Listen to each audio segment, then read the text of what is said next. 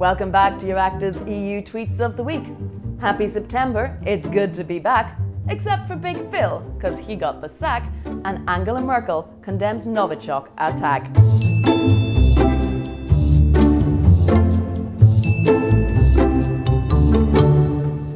Rentrée is in full swing, albeit with a slight difference this year. As Fabienne Keller pointed out, it's clear and simple. Wearing a mask considerably reduces the risk of transmission of COVID-19.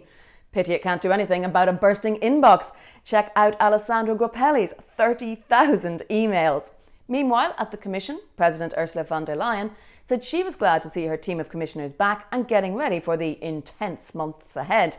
They're discussing fresh ideas for protecting citizens and economies in COVID-19 times, leading green and digital transitions, and making Europe stronger in the world. However, Peter Müller pointed out that the commissioners from Bulgaria, Romania and Malta were not there because COVID. They obviously don't want to do a Phil Hogan. Ah yes, the story of the summer could only be Golfgate. Although, as Marcus Press pointed out, it's a bit rich that Hogan had to go because he didn't comply with COVID lockdown rules, while the European Parliament is seriously considering sending 700 MEPs, plus assistants, staff and journalists from Brussels to Strasbourg. Not so fast. Jorge Valero reported that the European Parliament is actually warning journalists that, due to the quickly changing situation, the mid-September plenary session may not take place in Strasbourg after all, and there's a 50-50 chance VDL's first State of the EU address will be in Brussels. But back to Big Phil. New account Le Chou snarked, EU Commission warns kids, if you say Phil Hogan's name 3 times in the mirror, he will appear. Ever dependable Martini Seltzemeyer held a poll asking who would be the next trade commissioner. Phil Hogan with a moustache?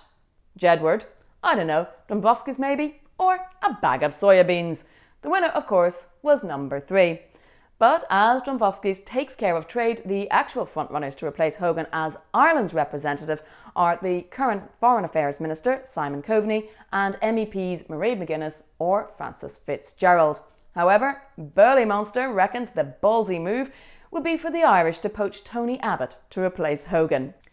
Finally this week, the German government confirmed that Russian opposition figure Alexei Navalny was poisoned with the nerve agent novichok.